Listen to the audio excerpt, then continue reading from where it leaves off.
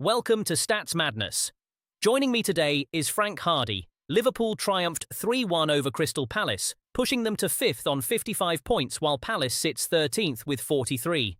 Let's start by diving into Liverpool's impressive performance. Liverpool's 3-1 win was impressive, yet stats tell a complex story. What stood out tactically? The narrative starts with the 3-1 scoreline. Despite losing possession, Liverpool's clinical edge showed 0 big chances missed versus Palace's 5. Palace had 14 total shots to Liverpool's 9, yet Liverpool capitalised better. Shots on target reveal more, Palace's 7 against Liverpool's 3. Liverpool's calculated approach paid off. Given Liverpool's calculated approach, how do the stats break down category-wise? Crystal Palace excelled in attack, leading 61.6 to Liverpool's 46.4, a 14% advantage. Liverpool, however, held possession superiority at 55.3 compared to Palace's 49.8. Defensively, Palace had a slight edge, 37.6 over Liverpool's 34.9. Despite ceding possession, Palace's tactical shape allowed them to dominate both attack and defence dimensions. So while Liverpool had possession, let's dive into Crystal Palace's attack. How did they manage to outperform Liverpool so decisively? Well, Crystal Palace's attacking edge is clear in the data. They hit the woodwork twice, whereas Liverpool didn't at all. Also, Palace led in shots inside the box, 11 to Liverpool's 6, showing their aggressive forward play. Wait, really? And how did that translate into their defensive performance? Did they hold up there too? Absolutely. Defensively, Palace excelled with 4 blocks to Liverpool's 1. However, Liverpool led in saves 5-0, indicating Palace's pressure wasn't fully capitalised. Yet Palace's direct approach was somewhat wasteful, with only 44% of their long passes finding targets. Interesting, because while Palace led defensively, how did the momentum shift in key match intervals? Liverpool's turning point came in the 30-45 interval, striking twice against the run of play. Then in 60-75, Palace responded similarly. Palace dominated in crosses, with 6 accurate in the 0-15 window, compared to Liverpool's 4 overall. Shots surged for Palace in the 45-60 window, totalling 14 to Liverpool's 9. Their crossing percentage peaked at 225.2% in 30-45, far exceeding Liverpool's 85.5%. Total crosses favoured Palace again, 18 against 12 in 0-15. So while momentum shifted mid-match, how does Liverpool's performance stack up against their season averages? Liverpool's 0-0 big chances missed is a stark drop from their season average of 1.87, continuing a concerning trend. They also didn't hit the woodwork, against a usual 0.82 per match. However, their 5 saves significantly surpass the 2.62 season norm, highlighting an uptick in defensive performance. It's a mixed bag, with clear areas needing improvement. With Liverpool's defensive saves exceeding their norm, how do their league standings reflect this season's identity? Liverpool's identity is in flux. They slipped in shots total, managing only 9 against a season average of 15.73, a critical drop. Interesting, because they usually dominate in that category. What else highlights this identity crisis? Ball possession dropped to 53%, below their 59.73 season average. Total crosses also fell to 12, a rare tactical lapse from their usual 20.36. With Liverpool's league standing being a hot topic, how do they compare to their top 6 peers right now? Liverpool excels in big chances missed, leading with only 1.87 per match compared to Arsenal's 2.1. They maintain a strong average of 15.73 in shots total, outpacing Manchester United. However, their ball possession at 53% just lags behind Manchester City's 60.21%. In long passes, they align with Manchester United, averaging around 55.0 per match, demonstrating versatility. So, while Liverpool's numbers show promise, let's shift to Crystal Palace. How did they fare against their own season averages today?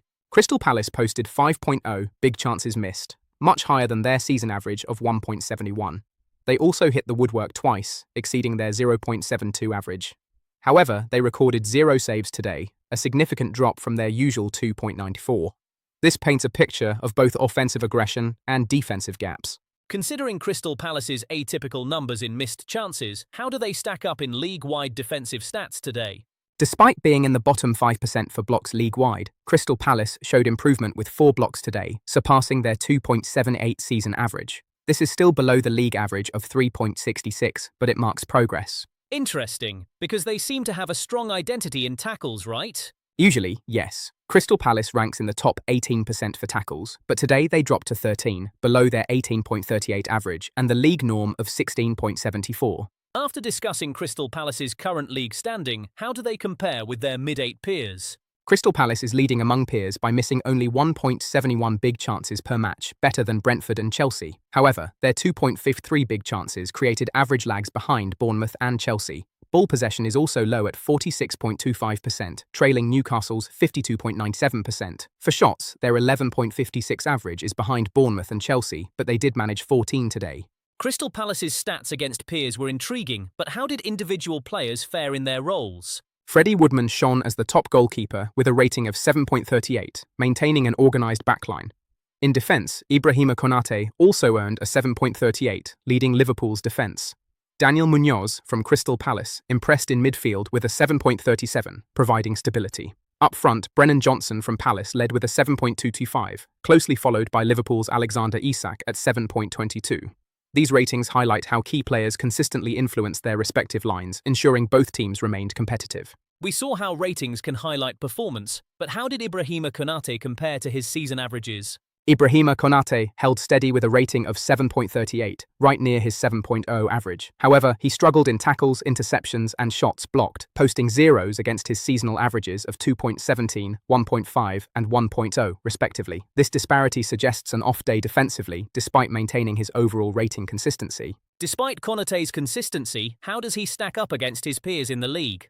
Ibrahima Konate finds himself comfortably in the 80th percentile among centre-backs with his rating of 7.38. This places him ahead of players like Manchester City's Rodri, who sits at 7.27, and Arsenal's Gabriel Magalhaes at 7.2. Konate's performance is a standout, especially considering the league average is 6.8. His ability to maintain such a high rating consistently highlights his importance on the field, even when other stats might not shine as brightly. Speaking of Konate's impressive league rating, how does he fare in other key defensive metrics compared to his peers? Ibrahima Konate stands out with his clearances at 5.53 per match, outpacing Gabriel Magalhaes' 3.9. In duels won, his 71.63% is superior to peers like Rodri's 57.7%. However, his ball recovery average of 3.43 lags behind Rodri's 4.24, and in shots blocked, he's at 1.0, trailing Anton Stach's 1.29. These numbers highlight areas where he excels and others where improvement is needed. We saw how Konate stacks up against his peers, but how does Freddie Woodman's performance this season measure against his own averages? Freddie Woodman has been consistent with a rating of 7.38, aligning closely with his 7.03 season average. He excelled in saves, recording 5.0 compared to a 3.0 average. His saves inside the box also matched this personal best, and his long balls at 24.0 surpassed his usual 18.0 output. These stats underscore his robust form in goal. Freddie Woodman has been impressively consistent, but how does he rank among his goalkeeper peers in the league? Freddie Woodman is a standout, ranking in the top 2% for both rating, 7.38, and saves inside the box, 5.0. His rating is well above the league average of 6.78, and his saves inside the box far exceed the 2.113 benchmark. However, his performance in punches and good high claims is a weakness, placing him in the bottom 1% with both metrics at 0, below the league averages of 1.42 and 1.44, respectively. Freddie Woodman shone among goalkeepers, but how does Daniel Munoz's latest performance compare to his season average? Daniel Munoz's rating of 7.37 is right on par with his season average of 7.02. However, he struggled with key passes and interceptions, registering at 0.0 against averages of 1.91 and 1.71. While his tackles at 2.0 met expectations, his ball recovery at 2.0 fell short compared to his 3.62 average. It's a mixed bag, with some areas needing improvement. So Daniel Munoz's performance paralleled his season average, but how does he stack up against the rest of the league? Daniel Munoz is an elite performer, ranking in the 84th percentile for midfielders with a rating of 7.37. This places him ahead of notable names like Enzo Fernandez from Chelsea and Pascal Gross from Brighton and Hove Albion, who sit at 7.24 and 7.27 respectively. His consistent form is evident, although areas like ball recovery need attention, where he ranks at 57.7 percentile, below the league average. So Daniel Munoz is ranking impressively league-wide, but how did Andrew Robertson compare against his own averages this season? Andrew Robertson's match rating was 7.34. Just above his 6.71 season average, signalling consistent performance. However, he struggled in tackles, recording none compared to his 1.09 season average. Interceptions also fell flat at 0.0 against a 1.117 benchmark. In duels won, he managed only 1.0, below his 1.93 season average, indicating areas for improvement, despite his solid rating. So, just like Robertson, Brennan Johnson had an intriguing match, How did his performance stack up against his season averages? Brennan Johnson turned in a consistent rating of 7.25, which is above his 6.65 season average. However, he had a tough outing in goals and assists, both at 0.0 against a 1.0 benchmark. On the brighter side, his accurate crosses hit 4.0, a personal best compared to his 1.5 seasonal average, highlighting an area of excellence. Brennan Johnson's performance capped off Liverpool's 3-1 victory, highlighting distinct tactical identities. Frank Hardy's insights showed us the game's nuances. Thanks to Frank and our viewers for joining this tactical breakdown on Stats Madness. Goodbye and see you next time.